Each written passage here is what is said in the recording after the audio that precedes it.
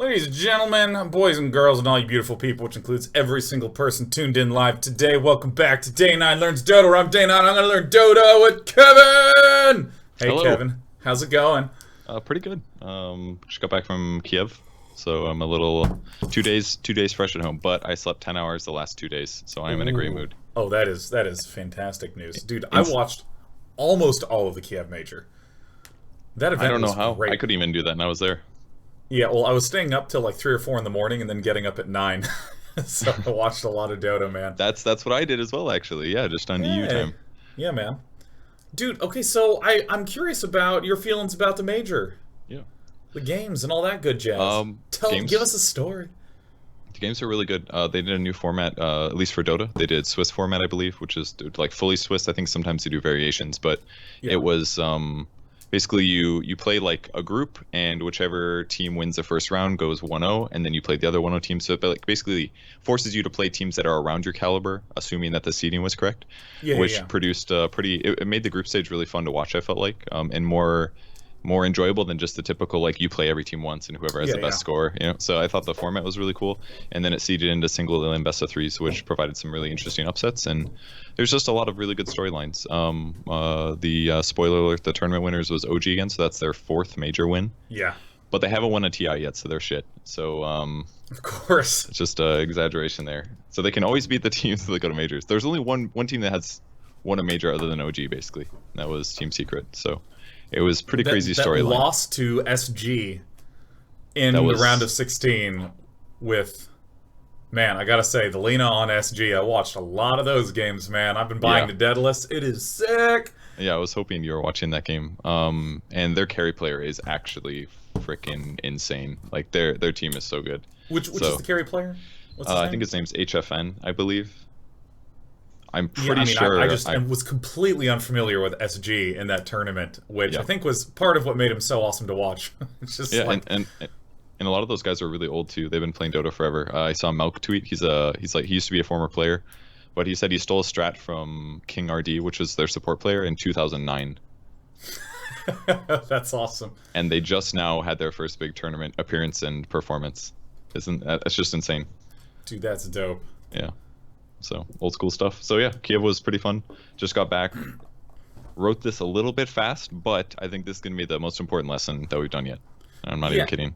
And I mean, this is the one that you jokingly talk about is doing shit, or more accurately, you've been calling it creating action in Dota. That's the proper way to say it. But if the term do shit kind of comes from frustration of players, where you're in a game and you feel like nothing's happening on the map, and you feel like your allies aren't doing anything, you say, do shit, do something, like get something done. And the problem is that most players have no idea how to actually do this. So that's kind of the stuff that we wanted to cover today. And it's pretty based on a couple simple things, and we want to talk a lot about the theory about why you do it and how you're going to execute that, and hopefully it will open your ability to actually control a game in the way you want it to go. Yeah, in the week that you were gone, I pretty much played exclusively support players. Okay. Which, just to give some updates on that and how it leads into this, one thing that was really nice was that I lost almost every single game. I think I lost like 300 MMR, 250 MMR, some large amount, because I had a sense of like little tiny pieces of what I was trying to do, like you can do a pull through, or you can try to plant wards, or you can try to smoke and gank. But figuring out when to time them, or more generally figuring out what a holistic plan that I was supposed to follow was, I just did not really have one in those first few games. So I actually stopped in the middle of I did 2 back-to-back days of just playing Dota all day. I stopped in the middle of one and watched some of the games from the Kiev Major. Yeah. I just followed supports around and was shocked at how often supports in mid and late game are just sitting vaguely nearby a carry. Yep. Just sitting there. And like this basic move was completely off my radar. So like if you watched any of my games, I was constantly breaking off from my carries, going to try to like do other things, trying to get some small amount of jungle farm, because that's what I would typically do with Lena if I was ever confused. I would just, okay, nothing's going on, I guess it's time for me to farm. And so just seeing a couple of those things were really, really helpful. And I've been looking forward a lot to this particular, like, what generally does it mean to make something in the game occur? Because, I mean, truthfully, I fall back on real basic stuff like farming, which works as a core. And now that I've been trying to figure out support, I'm like, okay, I'm going to fall back on just being near the carry in order to support during the next fight. But anything more deep than that, I'm totally lost and would be making it up as I go. Yeah, that part's hard. Honestly, it's not really, I wouldn't even say it's something that we can easily teach you right off the bat or in a lesson. I don't even know the answer to how do I get you from that feeling to the ideal one quite yet. But hopefully some of the stuff you learn here will give you some more basics of what to do and how to progress. So I think we'll cover some of it. Sounds great. So I think we're at pretty much the most clips we've ever had for an episode in this one, but I think hopefully they're good. And we do have some pro player clips from Kiev as well, so that hopefully gives you some good context. The clipdemic. You ready for clip number 1? I'm ready. I'm ready for clip number 1 and not clip number 4 or clip number 18. They're not, because they're not there. That's why. They don't exist. We're a little last minute here. Okay, so basic things. This is what you want to do in your Dota games. Kill enemy heroes is number 1. This is actually a Kiev major clip. They end up killing the Riki here, they spot him out, and it allows VP to take a tower. It's one of the most basic aspects of Dota. Get a hero kill, take a tower. And you also notice that 3 of their heroes are hitting the building, which would never happen if this was a 5v5 expected potential fight, because then it's, you know where all the heroes are, right? So getting kills, taking towers, or taking Roche is what you always want to do with on the map. It's one of the basic things. Other basics, kill enemy towers is another aspect. That's clip 2A if you want to take a look at that. This is just tower vision that you get from having towers still up. This is at daytime. In a moment, it'll show the nighttime vision as well. So obviously, you're better able to control space. There's more places to teleport to, which is better for controlling Roshan and ganking on the map, because then it takes less time for you to get across the map. Having towers is obviously a very good thing. So if you're trying to win the game, you want to kill enemy towers. And not just because of vision, but also because of gold advantage, which is clip 2B. And well, you know, I'll briefly note that you said that make a kill and then push a tower is like one of the most basic moves. I mean, you saw me missing this with Enchantress all the time. That's true. Where I'd get a kill and then I would just run away again. So it's like even really jungle. Basic stuff like hasn't been programmed in yet. Yeah, and it is difficult to make sure you don't miss those things because there are so many things going on in a Dota game. This is just gold gain per tower kill, and that's how much gold everybody on your team gets if the tower is killed. A deny is you get half of that gold, so denying a tower is hugely impactful because for a tier 1 tower, that's what, 60 times 5? That's 300 team net worth. And for a tier 2 tower, that's 500 net worth. It can really add up if you get all the denies. And then the actual last hit on the tower gives you between 150 to 250 extra gold. So every time that you miss a last hit on a tower now, you should hate yourself because it's actually like getting a kill. I did not know that last hitting gave bonus gold until like 5 days ago. Yeah, I mean, it's not super obvious, right? It just, a tower dies, it shows you kill it, or somebody else kills it. Yeah, whatever, right? Yeah, you know, Rick and Morty announcer pack yells at you that the tower's fallen, and I'm like, all right, job's well done. And then I actually looked at the kill meter, and it showed like 200 gold. And I was like, wait a minute. Yeah, it's a big deal, actually. You know what else is really important about getting last hits on towers is it gives you a fantasy point, which helps you do well in your fantasy tracker during the tournament. Really? Yes. Well, God. So some like I think one pretty common like carries or tower push heroes will get like 16 towers killed throughout their series. That's so much fantasy. That's 16 fantasy points, man. Getting last hits on towers is really important. Oh, that's what I'm trying to tell you. Creating the brand new meta betting strategy. If you play fantasy, man, tower kills is important. So that's basically kill enemy towers, kill enemy heroes, all important. Farm creeps, obviously. I don't need to show you a clip of that. You know how to do that. Getting gold advantage, and then the opposite of that, prevent people from killing your towers, and defend allies from getting ganked. Don't really need to show you that, but let's show how important it is to defend towers. Here it is, clip 3. This is the amount of damage dealt to a tower with just a single creep wave. And keep in mind the last patches that happened. Like you pointed out, if you have a lot of heroes pushing a tower, the tower has more armor. So that means a naked creep wave hitting a tower will take more damage now than it did 4 months ago. And this is second clip is a Juggernaut pushing a tower. Keep in mind he has an Aquila, so all his creeps have 2 more armor. But this tower ends up being killed in, I believe, around 40 seconds, something like that, just because of having 1 hero there and a naked creep wave. So if nobody shows up, it really doesn't take very long to kill a tower. The important thing that Jug did there was he AoE'd the creep wave to kill it rapidly. That way the creeps spent more time hitting the building. Yeah. Because really the creeps do an amazing amount of damage, as you saw at the beginning of the clip. Like, what was that, 400, 300? That means if you just don't TP to a creep wave when a tower's being hit by creeps opposite way, don't TP to a tower and creeps are hitting the tower, then it'll take tons of damage. So it's one of the most important things that you do to defend your towers. And just a tower taking damage, that stuff's not healable unless you have a tree and protector. So dude, it's a basic you need to do. This is insane to me that it loses 300 health. Yeah. Just from 4 creeps. Without any effort.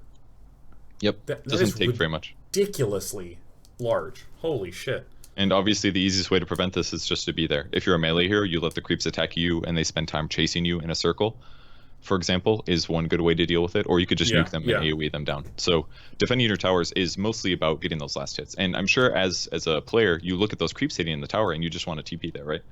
Because it's like free creeps, you're by your tower so my allies can teleport. It just seems appealing in almost always. So that's the basics. So let's talk for a second about common mistakes. So the average game that happens is the average player knows these principles, right? But they have difficulty executing it. So what often happens is that like 5 men, like 10 heroes standing in the mid lane thing. Have you had that happen to you before? I'm gonna guess yes. It happens in like every other game at least. Yeah. So the reason that happens is because the players know we got to defend towers. I got to back up my teammates in team fights. I can't let my allies get killed. I want to get kills. So if they see heroes on the map, they go there and they congregate and they kind of just stand around. And that happens because of these principles, right? But they don't think about how to affect the game in other ways, like using psychology, in-game prediction stuff to actually affect the game in a positive way. So people stand around, eventually there's a team fight, the team fight happens, and one of the teams wins and usually just kind of snowballs out of position because bad players are bad at catching up. So that's like average game, right? So let's talk about a way that you can prevent that from happening and therefore stop those like 10-man mid things from ever existing. Because I mean, it's totally exploitable. Yeah, I mean, like, I have wound up in that situation a lot, and I'm constantly asking myself, like, shouldn't I be somewhere else? I tend to just TP, again, as Lena, to another lane, and just try to clear the wave, or occasionally I'll try to poke and be like, nah, maybe I can get a kill, but I'm always trying to run away from the fight. And I have no idea if that's correct or not. Like, I just do that because I'm thinking, we're not getting golden experience from other lanes, but... Yeah, I think you're on the right path, but there's partial mistakes in what you're doing, because if you show up to that 10-man mid and then you teleport somewhere else, if a fight does happen, then you're not there. Right. So the first mistake is actually showing up, kind of, in that because if you show up there, then you can't be somewhere else and then TP when the fight starts. So for a lot of cores, it's actually important that you just have a TP ready, and when the fight is about to begin or does begin, that's when you start your teleport. Because any time before the fight starts, you're standing around and you're splitting one creep wave between 5 people. That's bad. So the most important aspect of this entire lesson is literally just pushing waves. That's it. That's all you got to do, push waves. Play clip number 5. Clip number 5, dude. This one might be a little elaborate. I let Sander go wild on this one. Oh, dude, yes. So Crystal Maiden dies, right? You're looking around where you want to go. You look at the map. And you see that you're really losing. Yeah, no, dude, I had a lot of games like that where I have like no money. I need safety. And look, there's an empty creep wave, right? And most importantly, it's my creep wave about to die. So you're like, this is the easiest thing ever, right? Teleport to the wave.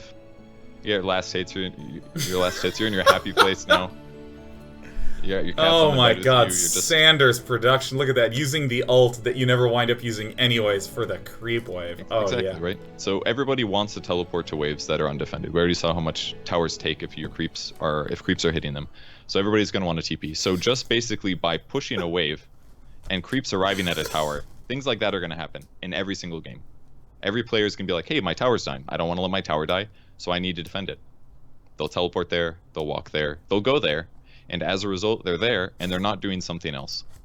So it may seem like kind of counterproductive, but just by pushing a wave, eventually those creeps will hit a tower, which forces a reaction from your opponents. And by doing that, you are doing shit. Because you are forcing your opponents to do something else. So what we might say is something like, let's push these like waves up in 2 lanes and then get ready for a 3-man or 4-man smoke gank, because we know that either one of these people will be isolated up here because they're trying to defend the wave, or at the very least we know that we've pulled their team apart, so they're likely to be a little bit spread out in between. Yeah, that's exactly right. And maybe if they don't show up, you get a bunch of free damage on the tower. Because remember when Lena it was like all of a sudden DAC happened and everybody started playing Lina like crazy. Yeah, it was great. And at that point, Lina felt really strong. I think it was just because of that tower armor reduction that happened, because Lina's so good at pushing that in your average game she just pushes lanes all the time, and as a result, towers die more often. Love it. Which gives them less vision, which gives you more gold and map control. All that stuff happens a lot. So the other aspect, if you want to just play clip number 6 really quick. If you teleport to a lane, you can't teleport somewhere else for 80 seconds. That timer has actually been changed a lot over time. It used to be less, but 80 seconds is an ungodly amount of time. So if a Crystal Maiden TPs to a lane to defend, that means she can't go other places. Like you said, she can't participate in a gank. She can't stand near her cores, like you said happens recently. So even if she does defend the tower, her base still dies, kind of a thing. This is dramatic clip, Sander. Oh my god. A little dramatic, yeah. Sometimes you'll be on cooldown and you'll lose the entire game. So everything is based on pushing, basically. Push waves, that gives you vision. Want to play clip 7? We have a little bit of improved vision. I think this is heaven. Hell yeah, creep vision. Yeah, this one's cool. So the little blobs are basically the vision that you have. You've got vision from your towers being up, and these are basically your creep waves moving. Now you can look at your creep waves like walking wards. This is the other benefit of pushing. So if you pause it like right here, if you actually go back just a little bit, right when the creep waves are right before the tier 3s of the enemy base. Right here? A little bit earlier. Okay, right there. Bam. So you see how close the clumps are near the enemy base? Yeah. Because if you think about how the square works, right? If the little blobs are closer together towards the enemy base, that means that there's less space in between the blobs, because the place that you want to be on the map is where there isn't vision. So for your opponents to get from their base to your base, they either have to walk past those blobs, or they have to walk through the black areas to get to the larger black areas, which is basically jungle camps. Right. So just by pushing the creep waves, you basically block vision potential for your opponents. So if you could resume the clip. So pushing isn't just about taking towers, it's also about getting vision on the map for free. Yeah, I mean, this is the thing that, like, this is what I mean when I say, like, I understand underlying concepts, but, like, how they link into the rest of the game it gets lost on me. Like, I knew that pushing... Okay, so I know that pushing lane gives vision, and that getting vision is good, right? Like, just generally speaking, but I didn't even have a next step plan. Like, when you say, push into a tower, which forces someone to respond, which means that you now know the position or the predicted position of one of the players, and you can exploit that by smoke ganking or trying to just pick off that person. Like, that's like a whole train of thought. And that's what I'm missing is like the second half of those. Like, I would push lanes to get vision and would not really know why that was necessarily good or what to do with that. Well, if you look at the little red X's that are on the screen, what they basically show is pathways into the jungle, basically. So if these guys want to sneak into the jungle, the X's are the places that the creep wave being there prevents them from walking to. So if they're right in front of the base, I mean, there's only 3 exits from a base if you don't have a blink dagger, a force staff, a smoke, something like that. So that means doing those options are very limited. So if the creep wave is pushed up and at the mouth of the base, then it's difficult for them to leave, and you know where they're going. Same goes at the river spots, actually. If you think about like the places right in front of the off lane tier 1s for both teams and the mid in the middle of the river, there's not a lot of spaces around there. It's basically like you walk through the mid, right through the lane, or you have to walk through the river somewhere, which basically means the places that you can ward to protect your pathways is easier. So just by having more towers, having the creep waves pushed, it all gives you a massive like vision control, and knowing where your opponents are going to be. So vision is another huge aspect of pushing that is massive. Clip 8, if you want to play that one for me. Let's do it. Map stuff? Don't remember what this one was. Map stuff. Oh yeah, okay. Just walkways, basically. Yeah. Again, the important thing is the entry points. The Radiant team has way more places that they can walk through to get to somewhere that might end up lead to them dodging wards. And it also shows relative safety of farm as well. On the Dire side, they have less farm camps available, whereas on the Radiant side, they can farm those same camps, but also farm what's on their side of the map. Oh, I see what this is. This is saying that because of the amount of vision that's on the map, the red lines represent where Dire can move through without having been seen. Correct. So this might make me conclude something like, okay, if we push up lanes like this, right here where I'm circling, this is where you'd want to put a ward, because it's the only real place that they could ever enter in this side of the jungle. Basically, unless they walk past creep wave or have a shadow blade or a smoke. So you can never fully protect against smokes, but you can do stuff like sit your hero at that spot that you're just drawing on with a blink dagger ready and a ward down. That way, if you break the smoke, you can blink away. You probably saw pro players doing that all the time. Oh yeah. Tournament. because they know like, okay, they're probably going to walk this way, therefore I'll wait here as an invis hero. It'll break and I'll run away and prevent that team fight from happening. Whereas the Radiant team has so many ways. They can walk all the way up the lane. They can get deep in the enemy jungle. They have so many more ways to attack, approach, places to farm. Yeah. All this safety. Dude, this is so helpful because, like, okay, so I have been in the dire position a lot, and my sensation is that this feels like shit. It does. And you're getting pushed in really badly. And to be able to see this and to go, and the reason is that there are this many places of space to cover, which is, you know, it makes me see why a lot of times if a team's boxed in, they'll come down and get these areas first, because you can place a ward and it covers sort of like most amount of significant green lines per space. It's like a very high value vision spot. Yeah, exactly. And it's all about like ward vision and where heroes might be and stuff like that. So by pushing lanes, you have more places, less places to ward, because your creeps make it difficult for them to exit. So that is clip number 8. And now we can move on to section 4, which is basically stop showing. We just talked a lot about vision, but obviously you have control over how often your opponents see you, because if you stand near creep waves, they're going to see where you are. If you are laning, they will know where you are. If you let them see where you are, but you just hang on their vision, then they'll be able to use that information well. Pubs don't do this at all, but I think you'll be able to notice the difference in pro games. So why don't you pull up 9A? So this is just a 8 times speed recording of a game. This is a pub game that I just found randomly. And what I want you to do is keep track of the Radiant heroes if you can. I want you to follow, just kind of feel like if you see any colors appear that seem out of nowhere, sort of. Do keep in mind that if one dies, they will disappear from the map and TP back in. But I sort of feel like personally when I watch this that I can pretty much always see the Radiant heroes. I'm always pretty sure about where they are. They're static in their lanes. They don't really like gank other lanes too heavily. They don't show up unexpectedly. Yeah, I mean, like, it's basically just orange seems to be leaving his lane. And other than that, it's basically 2-1-2. Yep, average pub game. And the amount of time that the enemy heroes are near each other often happens as well. Like, if you see a hero, a lot of heroes will rotate over to actually chase him. Like, see, the orange appeared, everybody runs across the map to try to chase him down. It's like, and half the time they'll see them coming, they'll be like, oh, there's 3 heroes chasing me. That's really inefficient and weird, right? Or if they go to the top lane, they're just obviously 3 heroes there. So then the dire team can actually rotate heroes over. Like the fights like these, just everybody starts moving. Very common for pub games. Once you play 9B, and we can see a difference. I don't remember which game exactly this was, but I believe it was an OG game. I'm actually going to slow this one down a little bit. So this is the start of the laning stage. So there's definitely more visible heroes than normal, so keep that in mind. It was pretty much the same time scale as in the previous clip. Yeah, so this is from the dire jungle. From the dire perspective, excuse me.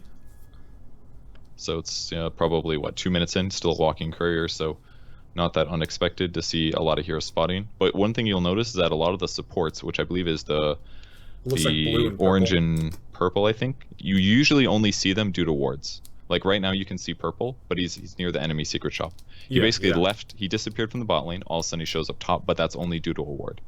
So he didn't show in the creep wave, he doesn't show ganking, he actually got a stack off there, and he ends up showing mid. And but then the blue player's been gone for a while. I think it's blue and purple are the supports. Oh, there's... I think so, yes. There's blue. He was pulling in this meantime. Like, you didn't even know if he was pulling, right?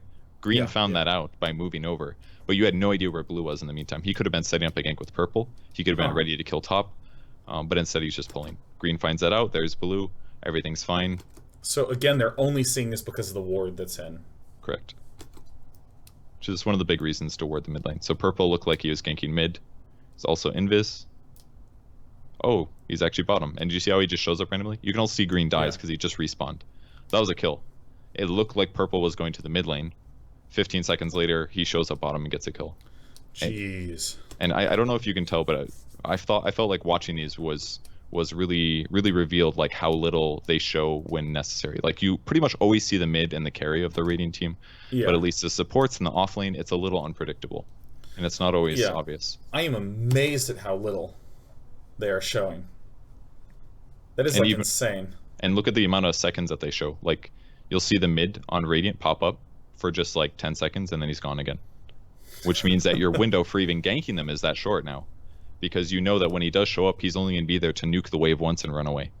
And then he's going to go back to the jungle, which is safer. So even thinking about ganking those guys becomes harder. Oh, this is why so many mids just like pop over to the jungle. Yep. I mean, I thought that it was purely from farming efficiency, but I mean, with this, it's both. Definitely it's safety and farm efficiency. Yeah. Yeah, and sometimes if you're playing like Alchemist, you'll very often just like leave the mid lane and go jungle at level 4, just because you get every last hit and there's more gold to be farmed and there's no way you get killed, especially in hard matchups. Very often people will go to the jungle really rapidly. And right now, purple's spotted because of the ward, blue is spotted because of the ward, and now we're a little bit later in the game and everything changes a bit because the tier 1 towers are fairly dead. But wow, dude, that's sick. And you got to remember, this is all under your control. You move your hero, you know where they probably have vision, and you don't always know where the wards are. But yeah, it's something huge that you have to think about. And since we went over creep vision last week, that's the kind of information you should use to consider, like, are they going to know I'm coming? Because if they do, they'll probably react correctly, most likely. So that's our basics, right? Stop showing, push lanes. Now we got some new tools that I need you to learn. You already know what split pushing is, but I need you to start doing it better, ideally. So once you play clip 10, this is a version of bad split pushing. I'm sure you've been in this case before. I'm sure you may have just taken this from me. This is fantastic. I did not. It would have been a good idea though. Okay, bad split pushing. Unless this was your pub, I don't know. There's some weird stuff that happened during it. Maybe it'll throw you off. All right, so basically jungling on anti-mage with a Battle Fury. Not really a good thing to do, right? Well, it's a good thing to do, but if you have this many items, what you should be doing ideally is pushing the lane aggressively. Because bad team fight happens, and then you leave the jungle to go push the lane. It takes you a very long time to actually get to the threat of split pushing, because the threat of split pushing is actually hitting a building. Because once you hit the building, obviously it dies way faster, right? Yeah. But the amount of time that it took for anti-mage to get all the way to this building, I think was around 30 seconds, I believe. And for the creeps to walk all the way here. Yeah, so this was just super slow, right? Like if that team fight was real, those people would have been like hitting a building by now. 34 seconds, okay. Like took forever for the AM to get there. But if you play the clip right after, clip 11, wave's already pretty pushed out, and in between doing jungle stuff, the AM can instead do jungle, push the lane, do jungle, kind of a thing, is usually what's most common.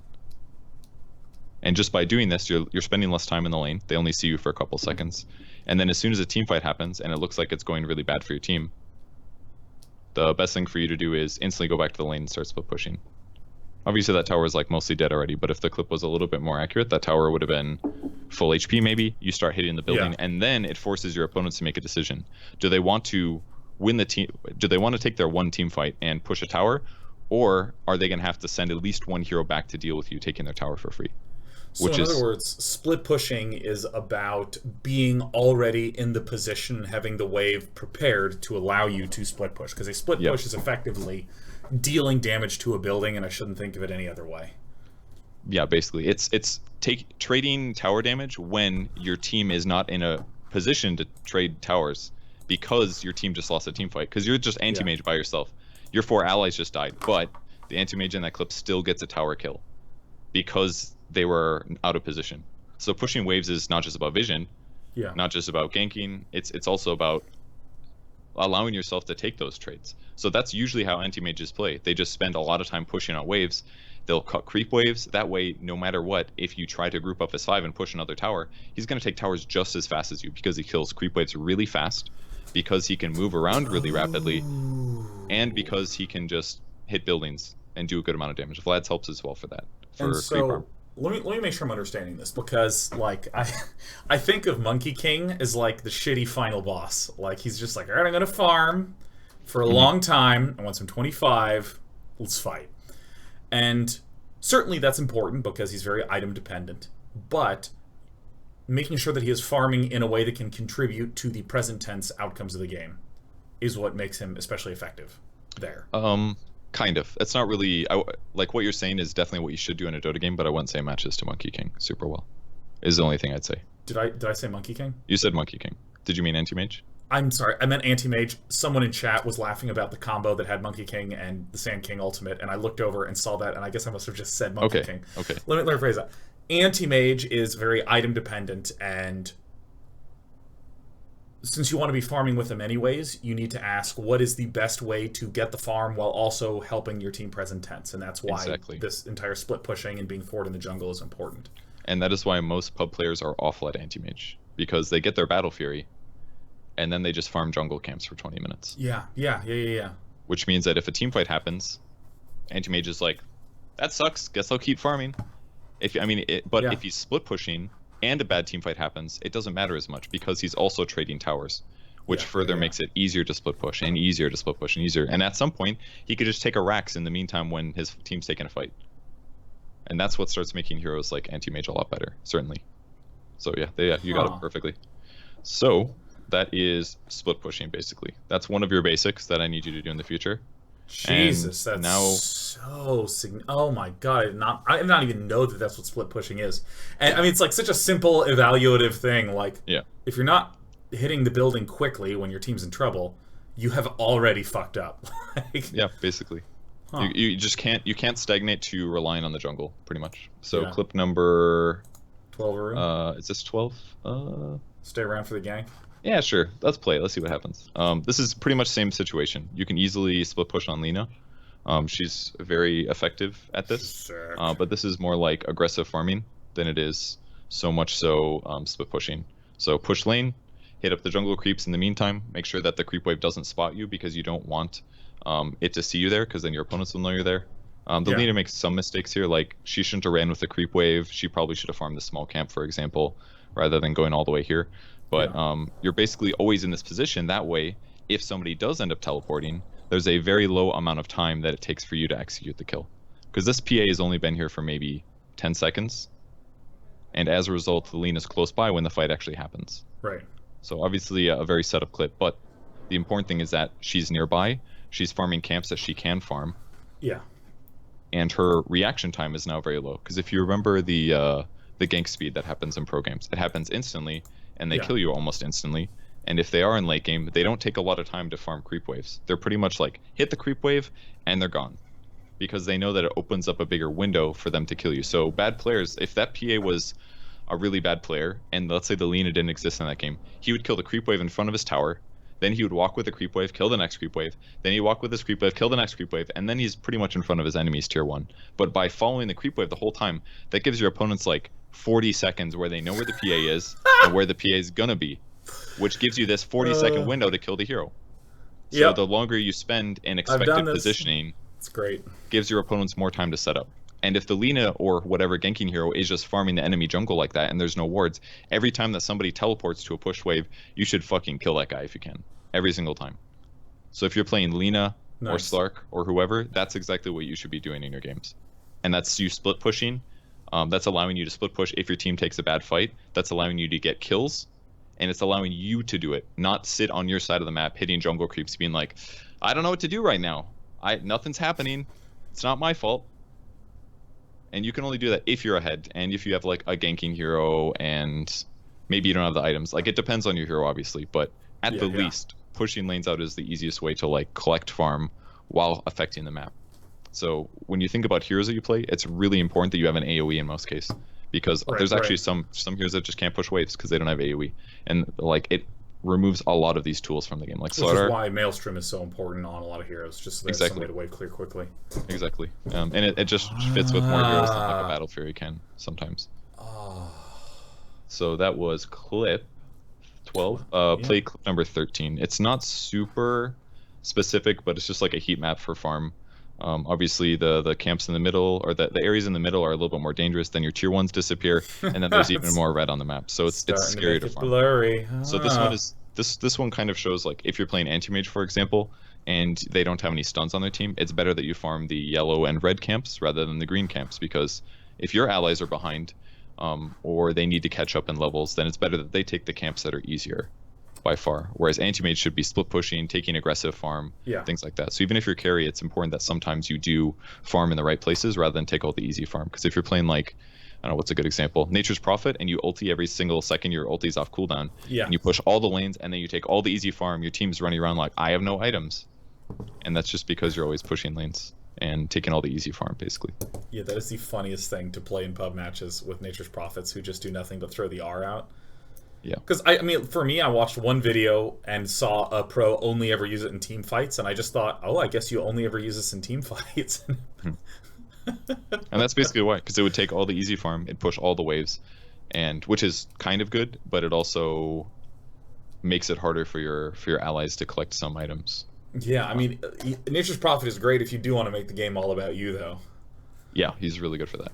Definitely. Avoid all fights, jungle anywhere, things like that. All right, and 2 more tools that we need to cover. That was pretty much aggressive farming. We can also cover aggressive positioning. The same principle pretty much applies for supports as well as cores. So for supports, this is basically the sit near your carry thing. So even if you're not getting any farm, you would want to position your hero in a place where it allows you to affect outcomes of things very rapidly. Yeah. Because the Ember was there, but instantly disabled, which guarantees that he ends up dying against the PA instead of like TPing back. So generally when you're doing this as support, the important thing to do is to stand in trees. Again, it's about vision. That way, if you play the clip one more time, like that giant tree clump, rather than where the line is standing right there, I would prefer that he's in the middle of the trees, because that's a place where they definitely don't have vision. And this way, if somebody comes from the left, they won't see him. So you should always stand nearby in a place that you can impact the engagement and use your skills in a way to guarantee kills on enemy heroes. And just doing this in games is exactly how you win games as support. The problem is a lot of supports will sit in their lane, not getting farm. They won't push lanes. They won't split push. They'll wait for the big fight. They'll show up, and if they lose the fight, they're screwed. If they win the fight, they get their arcanes at 17 minutes. Right. They're like, nice, I got my first bit of gold. But if you don't actually set up ganks like that or are in an aggressive position, then nothing ever happens. So it doesn't always require smoke to get a kill. It requires you to be close by. That way, when there's a small opportunity, you can take that window when it's still there. Got it. Rather than being by yourself. Another example of this, clip 15, and then we'll jump into some pro matches that has happened. Oh yeah. Doesn't always require you to have your cores nearby. If you're a line like this, you can use Spectre to haunt, for example, which spots out the enemy, which gives you a guaranteed initiation. This is maybe the part where playing support is difficult in pubs, because it basically requires coordination between you and your allies. Because at some point, a support can't really solo kill. If they can, you kind of get out of control maybe, but to get in this position, but you just have to think of the tools that you have and how the pieces fit together to make the gank effective. Why don't you, any comments on that before we move on? No, I mean, it's just like connecting everything to pushing the waves. Like, just in the last 2 weeks, I felt different pieces start to finally click with each other. Yeah. Like, a few things that you'd said before, like, I think your character just needs more damage. Like when talking about, what's his face? Viper. Mm-hmm. I remember you said that a long time ago, and that always stuck with me. It's like, how does he know? And I also heard you talk about things like you need better target acquisition, in these fights. And then I played support and found out how low level and squishy I was. And then when I went back and played a Lina game, suddenly it just clicked that these are the people I want to kill really badly because they're very weak and they have a lot of disables, and I can very clearly see that if those threats are out of the way, the impact that having more damage will have on this hero. Like, I mean, I'm not making the most amount of clear sense, but like the connecting of the disparate elements, like here it's you push waves, which causes people to be in these kinds of positions, and if you're set up to exploit those kinds of positions, you've created the opportunity for you to be in the position so you can actually get the gank off in the first place, or get the kill off in the first place. Like, for me, it was just push lanes, because pushing lanes is good, and get ganks if you can, because getting ganks is good, but like seeing how they plug into each other was like totally lost on me. And only very recently do I actually feel like the different types of hero behaviors clicking together and different positionings on the map clicking together.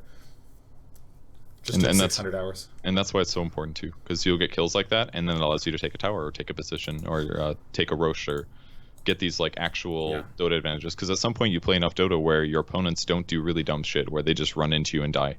It forces you to actually do something active. You have to push the lane. You have to be in that gank position. So let's look at some pro examples of this. I believe this is 16.5. Yeah, we. Sure. No, clip 16, 16.5. No, it's just 16.5. Okay, so is there a cat at the door? Okay, whatever.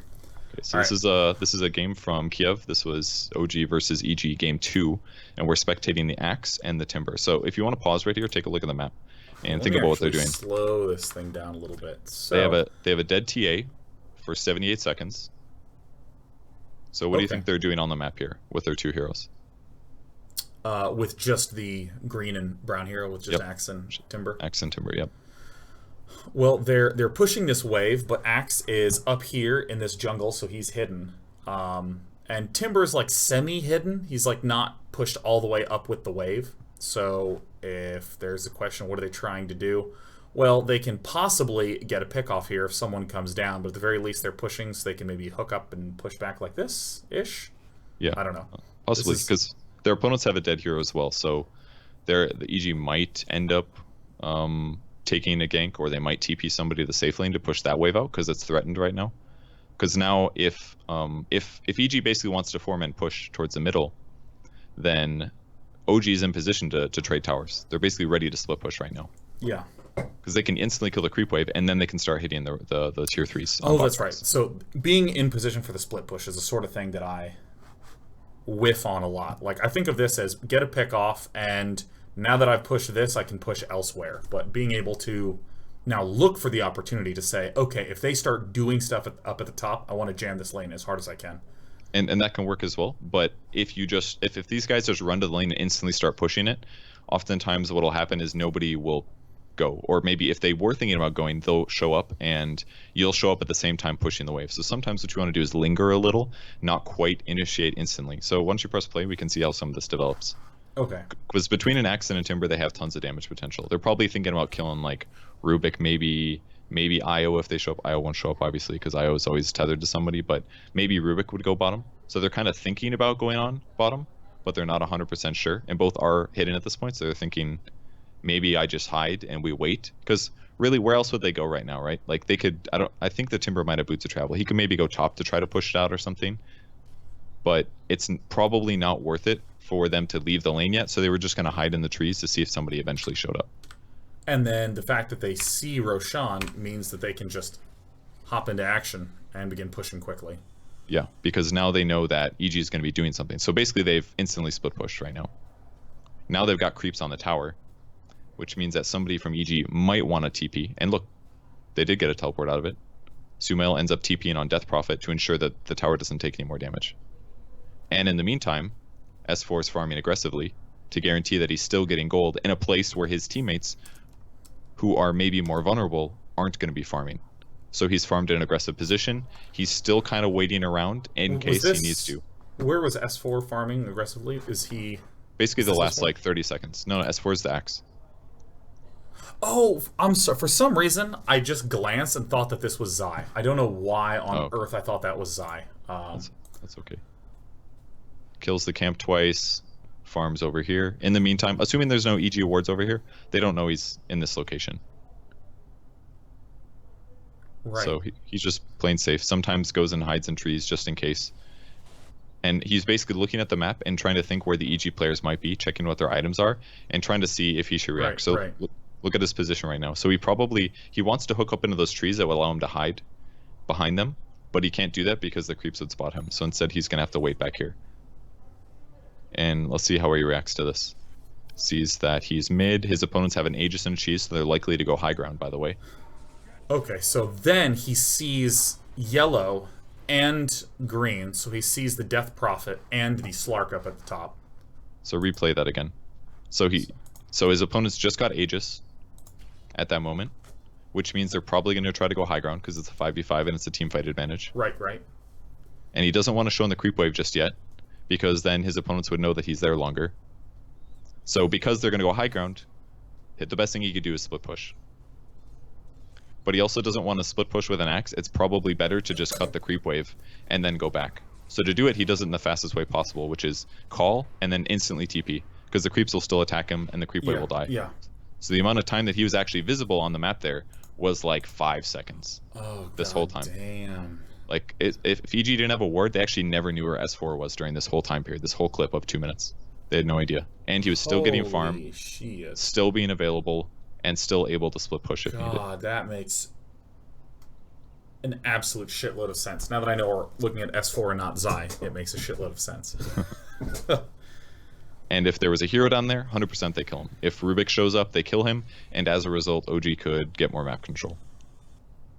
So this is basically, the nice thing about this is now, like, the stuff we're talking about is like high level enough that we can actually use pro player clips, and it just has like 8 levels of context, because this basically covered everything that I've already talked about: split pushing, aggressive farming, aggressive ganking, all that stuff. Wow, and so he is hiding to permit the possibility of a gank and to split push if need be. And most of all, he is like ridiculously off the map. Yep. So his opponents never know where he is, which means they have to stay together as 5 more often. Because if he just shows up randomly, or if he shows up bottom aggressively pushing the wave, then hypothetically, best case for S4 here would be he would get somebody from EG to TP back to defend. But they're not going to do that because Axe isn't the best at split pushing, and because they would probably happily trade a Axe sometimes or something. But if somebody from EG TPs, then hypothetically OG could actually leave their base, push it out, and delay the high ground. So all of that stuff is constantly what happens. That dance is what always happens at high level games, of them like knowing which team is stronger when. That was like, those two teams play a little bit more of obviousness, like we know you're here, you know we're here, therefore we're just waiting for the perfect moments. But all of that stuff comes into play for sure. Gank pushing is the last thing that we can cover. I believe we have some more pro clips, clip 17 for this one. So sometimes you don't even have a window, you just have to predict where your opponents are going to be, because you don't have a lot of time. The best example of this is probably Ember Spirit, because the way that he plays is throw a Remnant, TP to a lane in the middle of nowhere, push the wave, and then Remnant home. It's a very, very safe. So what you have to do, it's kind of the same with Tinker really. So what you have to do is predict where he's going to be, and then you set up the gank ahead of time, which is exactly what happens in this clip. Okay. Treant Protector's over here, he's invis. He's got a stun with his punch. He actually doesn't have his ultimate for this. Ember TP's in ahead of time, before the creep wave's met, so that you don't see the TP coming. And as soon as the Lina gets here, and she's only here for like 5 seconds, instantly kill her. Oh my god, so that she is... just got here. Oh my god, that was insane! With the context, this makes... Holy shit. Oh my god, because, okay, here's what I would have seen if you showed me this a week ago. I would have said, okay, well, Tree Ant's looking for a gank. I don't know why, but I just assume he's looking for one, and Ana was there, so they killed Lina. I mean, that's like as much as I would have been able to identify, but the whole idea of like, well, the lane is pushing forward, which means, based on what you said at the start of this lesson, you know someone's going to show up to answer and defend, or just to simply get the farm, to do all that good stuff. And so here's the TP to stay off the map, and then he just goes here, and he just sits there. And it looks like he's already getting ready to rotate back this way and get this stuff if no one shows, but...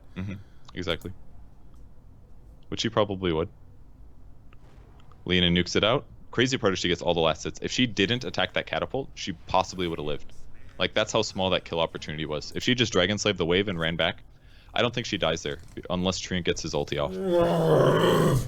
So now it's like this battle of like who's in position faster or prepped in time to get the kill. Very similar to the Lion one, right? That I showed you earlier, where the Spectre used Haunt. It's like Lion's in position, the Haunt comes out, then you get a kill. And because of that Lina kill, I don't know if she had the respawn talent Bloodstone, probably did, but you know, that's them. Oh, we have 20 seconds that we can take Roche and she won't be ready. Or we have the ability to push a tower now. Like, changes the game in a lot of ways. I think we have a couple more. Clip 19. These are not pro games, that's for sure. This is one of those like 5 heroes running across the mid clips, but you know, this is probably like a 1k MMR game or something like that. But they see a hero, everybody runs at them, it's inefficient. Everybody on the Radiant's like, hey, there's 8 heroes here, let's all teleport. And usually when this happens, like, this is basically the problem with low MMR games. They don't think about what their opponents can see. They don't execute ganks in a way that's surprising and rapid. And as a result, with everybody on the Radiant team showing up, the Dire team thinks like, hey, there's a shitload of heroes here, and they're all standing next to the enemy creeps, so we know they're all here. What we'll do is we'll set up a gank. Which was cool that they did it, they just did it really poorly. But Yeah. unfortunately, this is like how most low MMR games go. It's just kind of like two clumped heroes just kind of run into each other and shit happens, and one team wins the game, even though it's awful. Yeah, these are my games. A lot of fun, because throwing So- abilities at is really fun. Yeah, you get to fight all the time. That part's really good, but it's definitely not a good way to secure reliable wins. So usually what happens is when you go the next level above this, which is like, I'm going to show up somewhere unpredictable, try to get a kill and try to take a tower. If your opponents see you, most of the time it's better just to leave. Because if they see like 3 heroes top, they're going to rotate enough heroes over to react to it correctly. So it's important that you don't let them see you as you approach, and if they do, that you leave and go do something else, because they're almost always going to react accordingly with the knowledge of how many heroes you have. At your MMR, this probably won't matter as much, but it's something to keep in mind. But now that I'm on the rocket ship upward, Rocket ship of vision. Yeah. I fully anticipate 20 consecutive unranked wins now. Yep. And ranked wins, excuse me. I would hope so. And the last point to make with that is that if you do show up with your heroes, you get a kill, you start pushing the tower, make sure that you're aware of how long it takes for them to respawn. Or like, for example, sometimes people like, let's say you win a team fight by your Radiant tier 2 tower as Radiant. You win the team fight, you kill 5 heroes, you're like, hell yeah, we want to fight. And then you just zone out and you death push all the way until they're tier 2. But by the time you get there, all of their heroes are still alive. So they're alive finally. So they respawn and then they take a team fight and they kill you. Those are like little triggers in your mind that you need to remember, like, oh, we won a team fight, but I just pushed a lane with 3 of my bros for 45 seconds and now we're dead because we pushed for too long. It's good to push like half of that distance, but so there's sometimes that you need to disengage and go do something else. Okay? And one more lesson. Clip number 20. The counter to Invis heroes and why all pub players suck against Invis heroes. Shadowblade Slark, right? Alright, here's your average pub. Every person on your map is somewhere else farming a camp. And this is how many sentry wards you need to defend them all. It's goddamn impossible. There's too many paths. But look at this. They grouped as 5. They put a sentry ward down. And now they're forcing a reaction from their opponents. So now you know where the Invis hero is going to be. Whereas if any of these guys were solo, Slark probably kills them, right? Axe died to the tower. That's so funny. He may have died to the tower, but that is so funny. The principle is still there. Again. Because no pub players do a concerted effort to actually make something happen on the map, they can never predict where the Invis heroes are going to be and react accordingly. So all you need is basically to beat Invis heroes. You'd only need more than like a pair of sentries and a dust in the early game. You don't need to buy like 8 sentries and put them fucking everywhere where everybody's farming. What you want to do is push a lane to a tower. That way you know where he's going to be. He wants to be near the heroes. So you put a sentry down as you take a tower as a support hero, hide in the trees so he doesn't know where you are, and when he shows up you disable him when he doesn't realize that you have a sentry. So sentries are more of the proactive way to deal with Invis heroes, and dust is sort of the reactive, oh my god, there's somebody here. Dust is basically like, I'm ganking somebody and I know they're going to go invis, so I'm going to use dust. Or I'm smoking somewhere and my smoke will break and I will pop dust. That way I can see where he is because I know he's here somewhere. God. Sentries is more of a, I'm aggressively pushing and I need a sentry to protect the areas he might swing in and kill might try to initiate. Because like against how many games have you lost where you're against a Shadow Fiend, he has a Shadow Blade, and he just ultis right on top of your team when you push a tower? I actually have not had that happen to me. Okay. That I remember. It's very common, though. I've had it happen that I have someone on my team who's a Shadow Fiend with a Shadow Blade who thinks that that is his one true move. And he does nothing but run into suicidal positions to try to get off the money ultimate, invariably dying. But when it does work, it's amazing, because it's basically a free teamfight win. But if you have a sentry in those games against those Shadow Fiends, and you kill him in those moments, the game is like over, because that's his item to create tempo in the game. It's like, I'm just going to get free ultimates off on people. And you protect that by being active, by pushing lanes, forcing a team fight if they haven't split pushed, and having a sentry ready to counter them. I see how it do. So that's how you beat Invis heroes, and that's why most players are bad against them. If you're playing Nyx, for example, and people are pushing towers like that with sentries down, and you don't have a Blink Dagger, you're never getting an initiation off. That's why you have to buy Blink normally. Against bad players, doesn't matter. You can buy Dagon, you can buy whatever the hell you want. But against good players, you usually need Blink, because otherwise you can't get in a position to disable because they'll have sentries when they push. So sick. So that's pretty much the lesson. It was a fast one, but the principles are like the most important thing. I feel like players below 5k MMR do not do these things at all. They go to their lanes, they know how to like pull, they kind of gank once in a while, but when the game gets late game, they don't understand how to control the map. and it's mostly push lanes, sit in aggressive positions. Even if you like sit in some trees for 30 seconds and you don't get a gank off, that's okay, because it still gives you the opportunity to make that happen. Huh. God damn. I mean, it's like I would have been completely unable to figure this shit out given like another 1,000 hours. And it like seems so obvious now that you said it, but like for me it's a big one. It's a big one, Kevin. It is a big lesson for sure. It does seem simple though. Now that we've gone over, I'm like, hey, clips are really obvious. There's all the points. And it all comes down to pushing. Pushing is good. So, with that said, I got 3 heroes that I want you to play today. Yeah. I want you to play Lina with Bloodstone into Shadowblade, and I want you to do these things. Push lanes, farm aggressively, and when you see kill opportunities, you take them. Yeah. I think you should play Legion Commander. I know you've had some experience, but I think that what we covered today, in addition to the ganking stuff, is pretty much perfect for the lesson plan. And I should probably be doing offlane Legion Commander, or would you be interested in jungle LC? Always offlane. If everybody picks core heroes, maybe jungle, I guess, but pretty much always offlane. And hero number 3, Sean, I want you to dip into the mud and play Slark. Very well. I want you to get a Shadowblade, okay? Treads, Aquila, Shadowblade. Treads, Aquila, Shadowblade. And then push beyond lanes, that, is it just Silver Edge? You don't have to Silver Edge first. You can go... I think a lot of pros have been doing that, but just because they want to counter passives. It is stat efficient, but someday... basically, it's... you get Shadowblade, and then you will grab an alternative of either BKB, Scotty, Silver Edge... Scotty, that's right. Basher sometimes, Echo Saber sometimes, like one of those 5 items, and then you keep buying one of those items repeatedly. Just keep buying one of those items. They're all in the guides, I'm sure. But buy them according to what you might need. If they have too many stuns or something, then you might need a BKB. Maybe you need a Basher because there's an AM. You have lost some games, yeah. Here's some of these beautiful juicy losses, but then like these games felt so good. This game especially was awesome. 42-11. What the hell? This game what was. items yet? Yeah, dude, it's just damage. Yeah, that looks pretty good. Dude, oh my god, this game was awesome. 100k damage. Oh yeah, dude, it was great. Almost 800 gold per minute, man. It was the most satisfying game ever, man. My team was dead like the entire time, and I was just like, oh, I'm gonna do it. Okay, so Lina LC and a little Slarkaroo, and that sounds great. Okay, one more question before you go. In your support games, how did you feel like you impacted the game in the late game? Did you feel like you had control of the victories or the losses? Yeah, like in these games, I felt extraordinary control throughout the entire game. What about that loss streak down there? So right after, here was, I think this was all in one day. Yeah, I just lost like 5 in a row, just back to back on air, and then I stopped. You'll see there's like a 2-hour break in there, and this is where I watched a bunch of those games just to try to get a sense of what the hell is happening mid and late game. And then I just got the chance to see, oh, they literally just sit by their carries as one of their states. Things to do.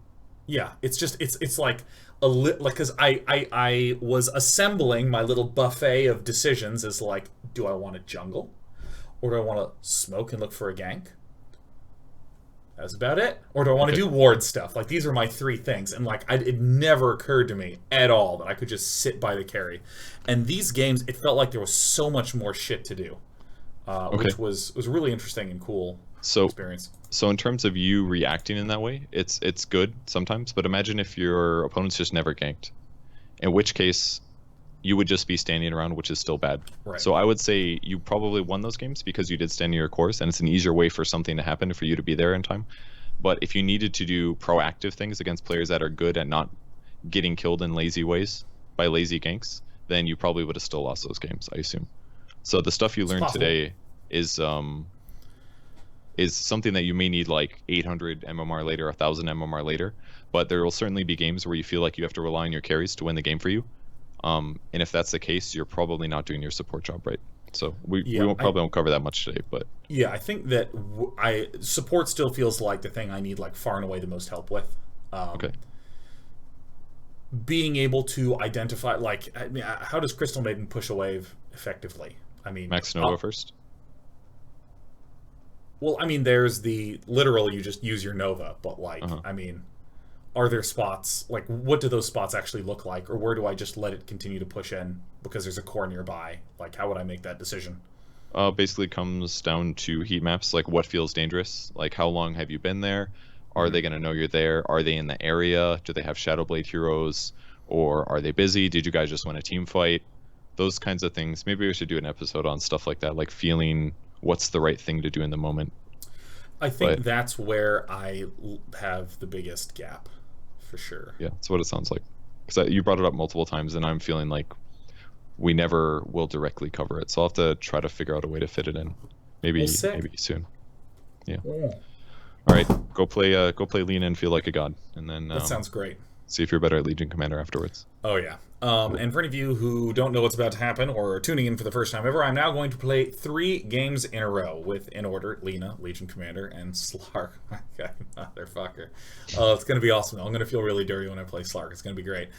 And then afterwards, Kevin is going to do 1, a review of these games, and 2, a live coaching. And there is a small probability that Kevin will play with us via misclick, so that would be great to have your ancient apparition rocking out again.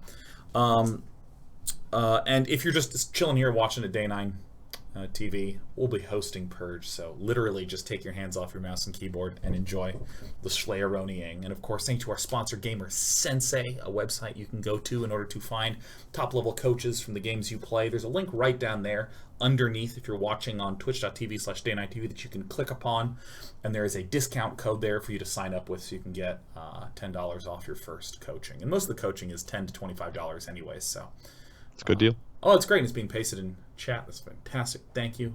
Thank you, Austin. So I guess I'm going to go kill some people, Kevin. Do your best. Remember, push lanes, farm aggressively, and then kill them when they show up. Make them feel bad. Oh my God, I'm really excited, man. We're gonna go all the way to 3K MMR. I believe you. It's gonna be sick.